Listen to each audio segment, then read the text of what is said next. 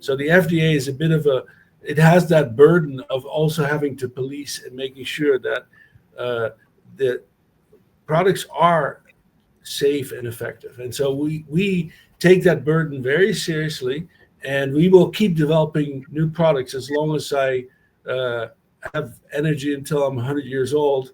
There you go. We will keep developing new products such as what you're talking about. Yeah. But all our mission so far has been about trying to shift care forward. Early detection, treatment while still enamel. We'll need Right. to do restorations and root canals. But if we are really successful, we can actually make the dentist more money by having a more positive experience, because the reality is most people don't enjoy their dental checkups. No, And so absolutely. we think we can really help with that. Welcome to the Oral Systemic Connections Podcast. I'm your host, Dr. Tom Larkin, here to explore how your oral health connects to your overall well-being. From heart disease to diabetes, your mouth is the gateway to your body. Let's dive in. Welcome to the Oral Systemic Connections Podcast. I'm Dr. Tom Larkin, where I bring you amazing people doing amazing things. Today, the category is innovation, and I'm going to introduce you to somebody mega smart doing something mega cool.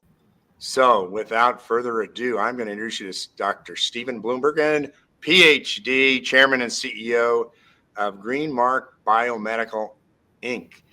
Stephen, you have over 3 decades in biomaterials. How the heck do you do that? Kind of explain your path in a Cliff Notes version. What was the interest? What was the attraction? Obviously, you have an engineer mindset and you love to do amazing things. Well, thank you, Tom. First of all, wonderful to be here. And I can honestly tell you, nobody's ever accused me of being mega smart before. So that's new. I'm humbled by the intro. Part of why 30 plus years is I just have a few passions in life. I love innovation. I love entrepreneurship, and I love downhill skiing. And in an odd way, they all have things that relate. When you are skiing, we have 4 boys. You teach them, you bring them up. They learn how to deal with risk.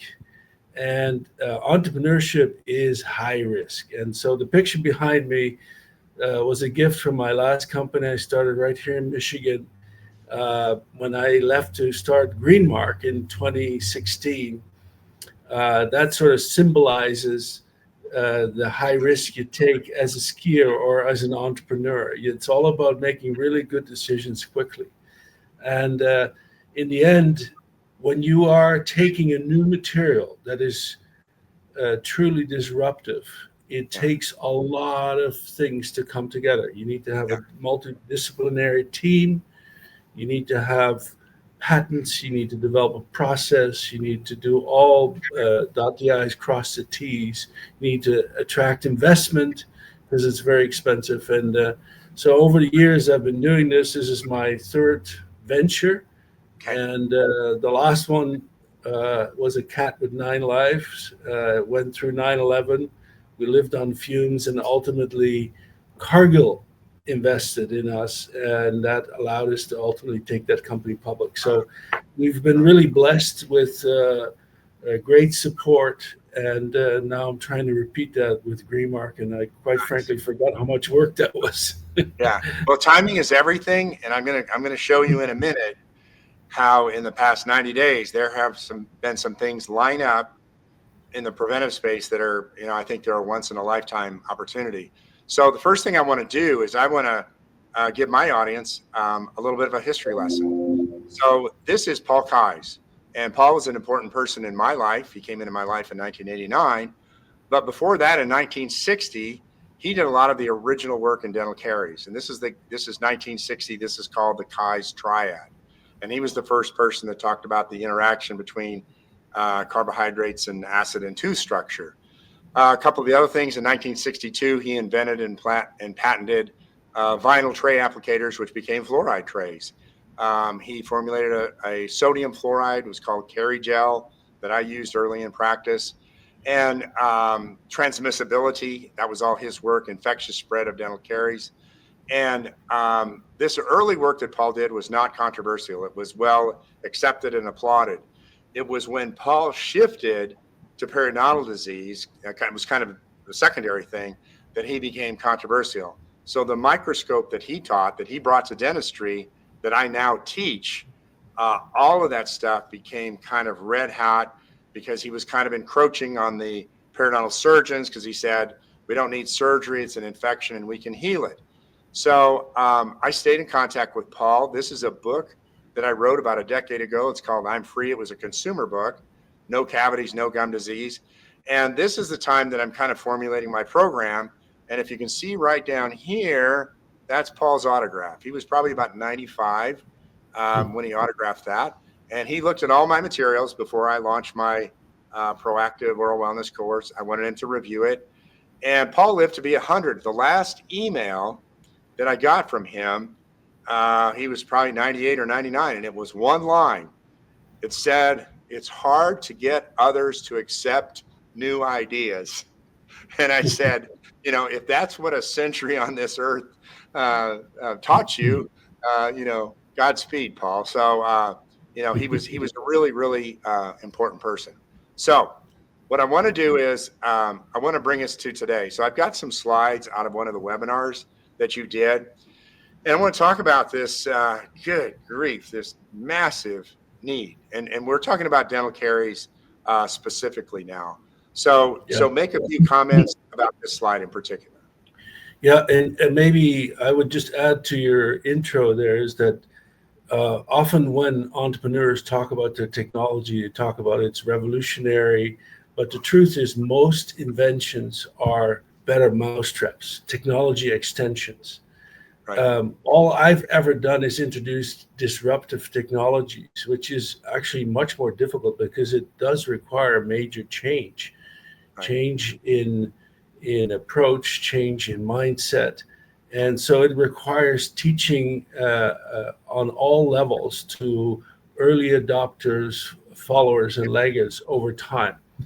And what is amazing about the challenge before us is that tooth decay is everywhere. And as a disease, it's almost embarrassing to see how many people are suffering from this across all socioeconomic classes, but especially the lower socioeconomic classes are underserved. It's really impacting people globally. And this has been recognized. And now you have to maneuver through the restrictions of the different geographies. So in the United States, we're governed by the FDA, who does not have claims that relate to caries treatment for a preventative, non-invasive product. And a lot of dentistry in the past has been reactive care as opposed to proactive care. And so we believe that if you can, find it earlier while it's still only in enamel, and you can then treat it non-invasively, you're going to have a revolution in dentistry that is going to be a more positive experience, and it's going to actually help dentistry thrive and bring it into the modern world. Yeah. So the next slide is non-invasive treatment of dental caries and hypersensitivity in the modern world. Yeah. I went to a major convention of functional medicine in December. I've talked about this a lot on my podcast. Where it was kind of a pivotal moment to me. 7,000 people, most of them, holistic functional medicine people, and I saw a shift. I mean, I could feel it. I mean, it's been going on for a while. But there's always also been a political shift in this country. And, I don't get into that stuff, but I am a realist and I am a business person. And I know an opportunity when I see it. And I'm on some of the email lists, okay? And I've seen some of the early stuff from HHS, Health and Human Services. And the words that they're using are early diagnosis, okay? Early, okay? So we have a healthcare mandate that's 2 years from now that's going to be measured. Robert Kennedy's in charge of it and says we're just being buried in this chronic disease, and it's not sustainable. Economically, our healthcare system is not sustainable. It will go bankrupt. We're in the process of going bankrupt, right? So the solution is preventive, and they're going to be aggressively looking for solutions.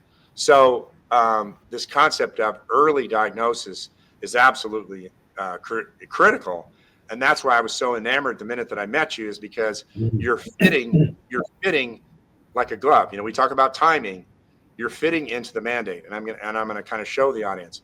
One other word that I would add to this, and that's the title of this podcast, because I have fun kind of picking a innovative title, is I'm calling this regenerative dentistry. So for the first time, I'm saying this is true regenerative dentistry. That word is used a lot as a kind of a buzzword in functional medicine, and I think with your approval, I think we can use that here, okay, as opposed to how caries has been approached with SDF and various things. We have arrested caries, okay, but this is a different category. So the first slide that I want to put up here is under the category of early diagnosis, okay. So you have a product that's a dye, and I'm going to have you explain this a little bit. Yeah. And on the right is Pearl, and this is the AI read interpretation of X-rays. Here's my interest there, okay, because this is fairly new to me too. When a patient goes to 10 different dentists, they are going to get 10 different diagnoses. There is no question. And on one end, the dentist is going to say you've got 10 cavities, and then on the other end, the dentist is going to say you have no cavities. Now the patient is going to go on social media and say that the person that said he had 10 is a bad person, is a quack or whatever, when in reality, that person could have been the person that was actually more proactive and looking at things, in a more proactive fashion. So here's where AI comes in. It's an objective view, okay? And AI is going to be important across the board because it's an objective look at a lesion, especially incipient early lesions, which is so important to your work. If we can catch this in most incipient early stages. So approximately, great. Maybe that's a third, but what you were explaining to me that, 65% or about that is occlusal related.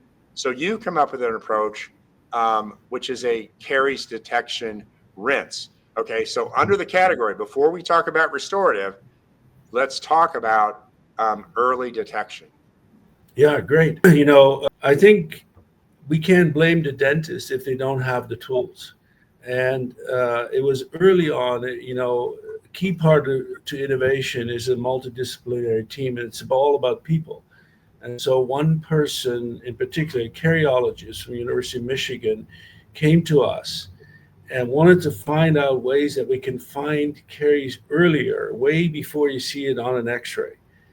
And also recognizing caries activity, which is another term that FDA doesn't even recognize. But what is really important is to differentiate between an actively progressing and an arrested lesion. And fundamentally, our particles, if they can go into the lesion, that means the enamel is porous. So what we did is we, first of all, attached a fluorescent dye onto our tiny little starch particles. Okay. And we used neutral ones. And this was a PhD student working with this professor, Brian Clarkson at the University of Michigan, and Jörg Lahan. And the student at the time was Nathan Jones. We were sponsoring him through my last company, Ecosynthetics. And then he basically discovered that when he used neutral starch particles with a fluorescent dye attached, or positively charged particles, or negative ones, that only the positive ones lit up the subsurface, and well before you see it on an X-ray. So every dentist knows by the time you see that shadow on the X-ray, it's already more advanced. You cut into that tooth, and it's even though it looks like a tiny shadow in the enamel, it's already into the dentin, or perhaps under the occlusal, where X-ray doesn't work very well. It's already into the pulp. So there's a whole articles written about this. We all know this. The other challenge is that while AI is super beneficial in so many areas, we still, as humans, have to make the diagnosis. The dentist has to make the diagnosis with that added information.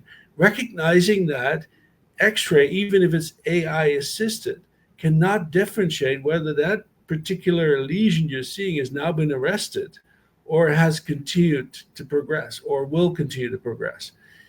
Caries is a dynamic disease, and when we supply more minerals, we can change that. So fundamentally, the tools are limited, and we have to bring in as many tools as we can, and that's what the LumiCare does. If the particles can't go into the crevices of the early stage caries, then it won't illuminate, and that's how the LumiCare rinse works. Okay, so really, some of the core technology that you're talking about is what are called starch nanoparticles. Is that your core technology? Yeah, it's called starch nanoparticles because my last company, we developed those and sold them all over. We're still selling them all over the world for high volume packaging applications. What we did at Greenmark, we actually made them slightly bigger, so they're not nano, because Europe is very much opposed to nanomaterials.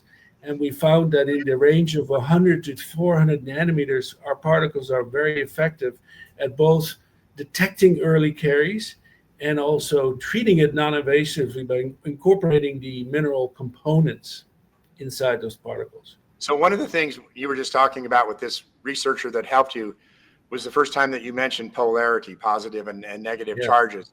So what I'm going to do is I'm going to bring up the next slide and have you kind of take a deeper dive into this, because this is really the part that got my attention.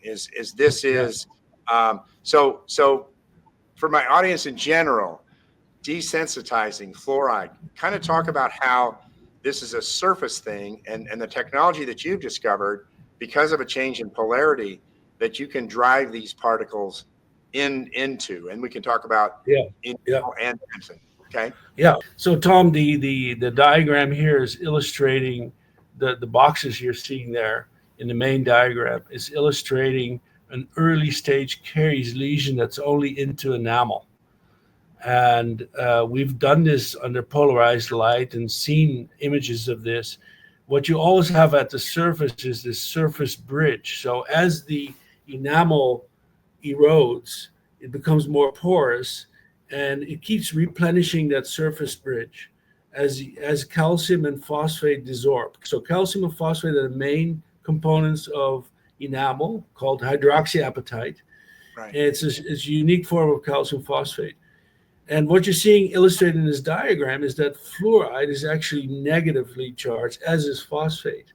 And what Nathan Jones, the PhD student who's now our VP of technology, showed in his research is that the subsurface is negatively charged, which at the time was a big finding. And he proved this by making these different charged particles, neutral ones, negative and positive, and only the positive ones lit up the subsurface. So this is why we came to realize fluoride only seals the extreme upper surface layer that's depicted in the top right box, where you see the green. That means that's restored mineral, whereas the dominant subsurface has not been repaired. So our concept was, if we now take a positively charged starch particle and we incorporate the enamel components, the ions, calcium and phosphate ions, then they will be attracted into the negative subsurface and then release. These are the yellow arrows you're seeing on the particles. It's releasing the ions. So we're not throwing tiny little mineral rocks at teeth, which are insoluble. We're actually creating the hydroxyapatite into the subsurface to result in a superior outcome. Now, the box there at the bottom is kind of represents our initial dilemma that FDA does not have a claim for treating caries. Please come with 100 million and we'll let you know if we need more to get your clearance, is what our regulatory people told us. So we needed to fit a square peg in a round box by actually having a claim around sensitivity treatment. Right. Thank you, FDA, because actually we didn't design any of this. We got grants on caries treatment through the Regenerative Medicine Resource Center, all focused on caries treatment. But we found that because we are creating these hydroxyapatite minerals in the subsurface. It does a very good job at filling up the dentinal tubules as well. So the product works great for sensitivity treatment. Yeah. A nice to have. And so we've really taken now a sort of a multi-step regulatory strategy where our first step is we're marketing it for sensitivity treatment. And then we will introduce additional claims through FDA on caries treatment over time. One of the things I'm really hopeful about, and because I just did a webinar with someone on ozone, and he's very optimistic that FDA is going to change, because that's another institution that needs to kind of loosen up a little bit, and he was really hopeful about that. So hopefully that applies to you too, because some of this nonsense that they stifle innovation because of cost. They'll tell you that you have to jump through all these ropes. It's unnecessary. And and what's really this on the lower right here, the dental tubules, I got so excited when I saw that, and this is the messaging that I want people to understand. This is different. This is not on the surface. This is actually pulled in. Now, this is a complete sidebar, and it's nothing to do with your webinar, but maybe it's your next project and where you get your Nobel Prize. So I'm going to talk about root canals for a minute. So root canals is just the most misunderstood thing in all of dentistry, and this goes back to Weston Price at first has his concern, but some of these holistic message boards and stuff, if there's ever a problem, it's root canals. So let me kind of walk you through that, and then I'm going to kind of put it on your radar. A root canal is in the center of a tooth. It's kind of conical. You remove the tissue and you fill it, and the neurovascular bundle is removed, and the pain goes away. The problem is the inner surface of that is a honeycomb, tubules and accessory canals. And so Weston Price in 1930 said, you are leaving dead tissue in the body. And if if I have only seen that 10 million times, we can't leave necrotic tissue in the body. So about 5 years ago, I started seeing the advancement in disinfection of root canals with lasers, photoacoustics, ultrasonics. So you go in there and you blast those lateral tubules with the tissue, and you completely sterilize it, okay? And I'm like, wow, now that's really, really cool. But this brings me, what your technology brings me to is like, okay, but when we go back in there with our filling material, we're filling sterile tubules, but boy, could we come up with a root canal sealant here that's attracted into that and actually goes in and fills those tubules. There's your Nobel Prize, friend. So that's your next project. All right. So, I want to make a couple of comments, if I may, real quick, Tom, is that your comment with respect to FDA is that it's always a balance, because everything we do has been through robust science. We've had NIH grants through the dental division. We've worked with all the dental experts, the leading cariologists and researchers. We've published in peer-reviewed journals.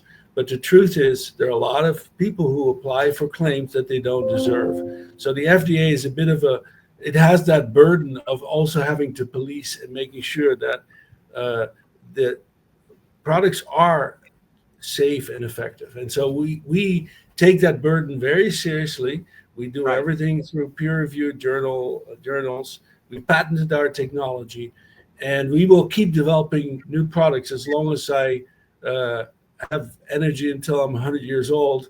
There you go. We will keep developing new products such as what you're talking about.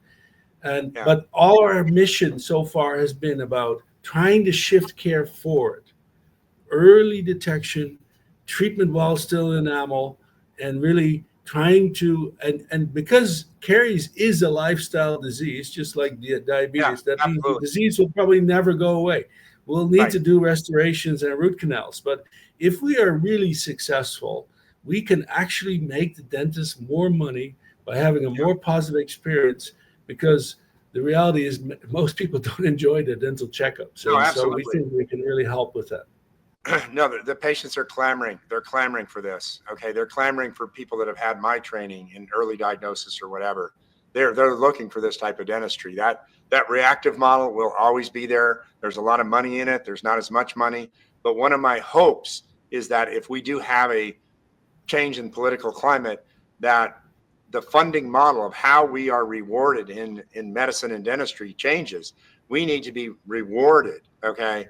So if there's a mandate and we have, technologies and innovation, we need to be rewarded for that. Okay.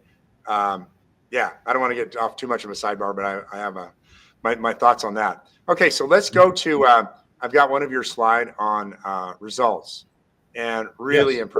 impressive results. Okay. So kind of walk through this, chart. In all humility, this was not totally expected. And what happened here, because we got these grants focused on caries treatment, and then realized that FDA claims are on sensitivity treatment, we needed to have independent third-party test results that demonstrated that we have what's called substantial equivalence. And so FDA gives clearance for a product as a 510K medical device route where you show that you are equivalent to another product, and then that allows them to grant you clearance for the US market. And so as part of our grant, we always wanted to make fair comparisons. So we always compare against a positive and a negative control, and we look at with and without fluoride, because we wanted to understand the role of fluoride here. And we knew that fluoride seals only the extreme upper surface layer. We have a lot of data, statistically valid data, that shows that now. And we have data all published. It just came out in JADA Foundational Science last December that shows that we are, in fact, remineralizing the subsurface. Now, this test is entirely different. This test is actually a third party taking dentin discs and pumping water through that. It's called hydraulic conductance. Very simple test. You're just measuring water flow. And what you're seeing on the left is the water control, the negative control. And this is after 1 and 2 weeks. You see there's very little blockage. That means that, obviously there's some exposure from saliva during this time, so there's some blockage occurring. Now, on the far right-hand side, you see the positive model control. This is the predicate device we use at the FDA. And then next to that is our Crystal Care that contains a low dose of fluoride, only 1,000 ppm. So it's a more fluoride efficient product. And to our delight, we had substantial equivalence. So 1 dose of the product, and it showed that the average of the test results, it gives substantial blockage. What we didn't expect is that the fluoride-free product worked as well as it did. It's at least equivalent, if not better, on the results here. So we were really thrilled that the fluoride-free product did as good of a job in blocking these dentinal tubules that you get when you have recession. And then we came to realize that while we developed our product for caries treatment to fill up the enamel pores, that means that it works for a whole other area of sensitivity. Because when you're whitening, your enamel lets the peroxide tar. If you have healthy gums, you don't expose your dentinal tubules, or if cementum is covering those tubules, you don't have problems there.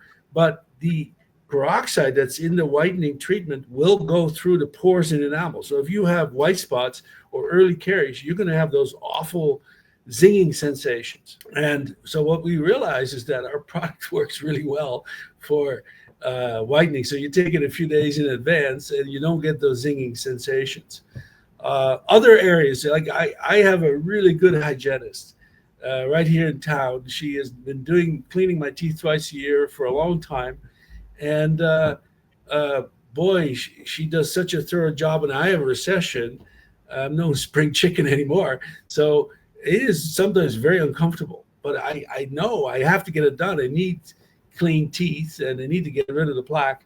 She does a wonderful job. Well, last time I went, I took the dental strips, applied them, and I had zero sensitivity while she was cleaning my teeth. So we think there are many other very cool sensitivity applications that are coming out that we had never anticipated. No, that's outstanding. I'm glad you brought up the concept of fluoride free. I neglected to say that about the product.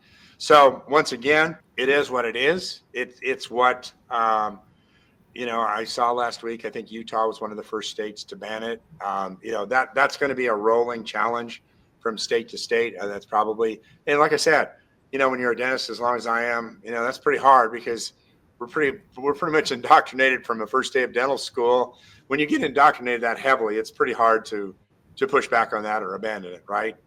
Regardless of whether or not, the new information is this or that and the other. So what I think is important, so I tend not to get in those polarizing conversations. So what I tell a patient, what I tell a practitioner is, the good news about it is, I'm not smart enough to work my way through this, but the good news is we have alternatives. And as long as we have alternatives, and I can immediately point to an alternative and say, here's your alternative, because people are actively looking for alternatives, right? So that's what I was talking about from a standpoint of timing. The timing for you and the overall climate, politically, the healthcare system, everything, looking for alternatives. You've just got incredibly novel technology from the standpoint of your delivery system and stuff. Let's talk about, I have on reimbursement, because people are going to talk about that.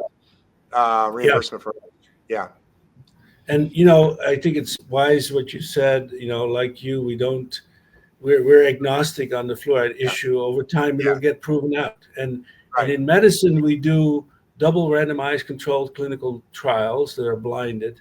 And we don't do enough of those in dentistry. So over time, this will sort itself out. We are just in the business of providing that fluoride-free alternative for those who really are concerned for themselves or their children.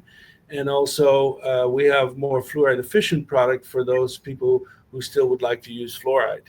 And we've proven that it targets into the subsurface of the teeth, for forming, in that case, a fluoroapatite, which is more acid-resistant and therefore longer lasting. In any event, on the reimbursement, this is an area that is not strong for the diagnostic. There are just not a lot of diagnostic codes, but for the treatment there are 5 great codes. So before we get into this one, this is the newer one. There is the older code D9910 and 9911. Those are desensitizing medicament. So that's for sensitivity treatment for the whole mouth. And they're from $60 to $110 and reimbursement, and depending on where you are in the U.S. Then there are newer codes, D1354 and 1355. So these are carries a resting medicament used for silvodiamine fluoride, and carries preventative medicament 1355, and those are both per tooth. So that's really exciting. Those are, I think, in the range of 60 to 125. And then the one we're seeing here, this was actually led by one of our dental advisors. We've really tapped into the dental expert market for advice. And this person led this application and was part of the clinical studies for a product called Curodont. And so this is also, we're really excited about that technology. It's trying to do what we're doing, which is to remineralize the subsurface. And they lobbied for this new code D2991. It was went through 2 years ago, was formally approved last year, January. And it's slowly getting accepted. So I think in California, Oregon, a few other states, Massachusetts, and it'll come. It's the future. It's anywhere from $55 to $125 per tooth. So that's exciting for dentists to be able to do that. And now, instead of saying, okay, we'll schedule you for a drill and fill, you take this and maybe we can avoid it. And then when you show you can avoid it, you're a hero, and the patient didn't go home without treatment. So we just think that charging $150 per tooth, for those people who can afford it, who want it, great, do it. All the power to the dentist. But we also would like to make it available to those who cannot afford that, or those who don't have reimbursement. More than 40% is out of pocket in dentistry. So we've made our product very affordable. 14 doses. It's like $39.99 for the patient to buy it, and it's $15.99 for the dentist to buy it. So the dentist can choose to charge $125 per tooth, or they can give it away for free at 14 doses at $15.99. They can help somebody. Wow. So this week, the task force legislation passed in Kentucky. I think it's going to be state specific. I've had communication with the senator. She's sending me information, and some of the preliminary bullet points. So the way that this task force is going to work, this is where the heavy lifting is going to take place. It's going to be state by state, and that's why I'm saying I'm just so optimistic about the value that's going to be created. So some of the bullet points are: number one, more of a preventive orientation. Wow, that's novel. Number two, less invasive and holistic treatments. Less invasive, that's a quotation from the newspaper. And number three, which is kind of cool, the revision of medical and dental school curricula. And I'm begging to get involved in this so that we now look at root causes of illness, right? So, I don't look at this stuff as political. I stay out of the political part of it and go, this is what people like you and myself have waited for. We've waited for the value creation around prevention, because it's never been there. It's always been a small niche. I just call them, the people that come into my world are really purpose driven, and that's great, but there are not enough of them, right? So now we have to create an economic incentive and those codes. Just imagine, let's just say that HHS, just flips everything upside down and those codes were doubled or whatever. And they just say, no, prevention is primary. It's, we're going to go to primary and, stop this stuff, filling, crown, root canal, implant. That life cycle, somebody told me that life cycle is like $15,000 per tooth. That doesn't work. That doesn't work, So we need a different way. That's why I invited you to come to Lexington on April 26th, where I'm getting all the mega smart people. I'm just the moderator. Okay. I'm your host. And it's called The Blueprint. And I've just got just a variety of people with a variety of approaches. And what I want to do at the end of the meeting is, so I don't really have a syllabus for the meeting. It's going to be kind of TED Talk style and kind of like what we did today in a half an hour. We just kind of really got to the heart of this amazing work that you're doing and what you're bringing to healthcare, and just kind of let a bunch of people roll. And then afterwards, I'm going to create kind of an outline of maybe what the future of healthcare looks like that I can give to the senators and interact. And then they forward this to the governor. And then we start, I just think it's I don't know. I'm always an optimist, but I'm more than above average optimistic right now. Yeah. So anyway, well, I think Tom, this is wonderful. I'm delighted to be at that meeting with you, and if I take a chapter from the learnings over the years, is that many people are great at copying. Few people come up with truly disruptive innovations, right. and then truth always dominates eventually. So as people do research, they validate the results. It'll all come out. It'll all sort itself out. But there are so many, in my experience, early opportunists who try to copy, claim things that are just not correct. And in dentistry, we're especially guilty of this. There are so many marketing claims on products that don't actually do what they say, especially when it comes to remineralization. If you have a mineral that is incredibly insoluble, just because you're rubbing a little rock on your teeth, whether it's nanohydroxyapatite, which is often not even nano, they're clusters, they stick together. So it can't even get in, and it's repelled because it's negatively charged, and it's incredibly insoluble. So it's not going to actually remineralize. And that's why we love this initial idea that combined our starch nanoparticles with this idea of actually having phosphate and calcium attached to starch. And as soon as the enzymes in your saliva degrade that particle, it dissolves, it releases the mineral ions to then create the hydroxyapatite in the surface. And that's what's been really lacking. We just don't have a lot of minerals around to change that balance from demin to remin. Well, I don't make a lot of comments. I do view social media, but I don't make too many comments. But I did make a comment this week on a holistic message board, and it was about toothpaste. And I said there are just far too many boutique toothpaste out there, right?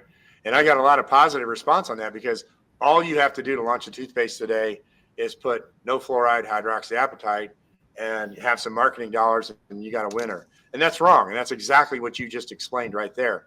This is all about education, all about education, every piece of this, right? For sure. And what you're doing is very special. It's novel. I'm going to blast you out as far as I can. So I appreciate your time today, Stephen. I think you did a great job explaining, and I'm real happy with this podcast. Thank you. And that's a wrap on today's episode of Oral Systemic Connections podcast, where we prove every week that your smile is way more powerful than you ever imagined. If you enjoyed this episode, hit that subscribe button, share it with someone who deserves to know these jaw-dropping truths, and leave us a review to help us spread the word. And remember, every smile you care for is an investment in your whole body health. Keep smiling, keep thriving, and I'll see you next time.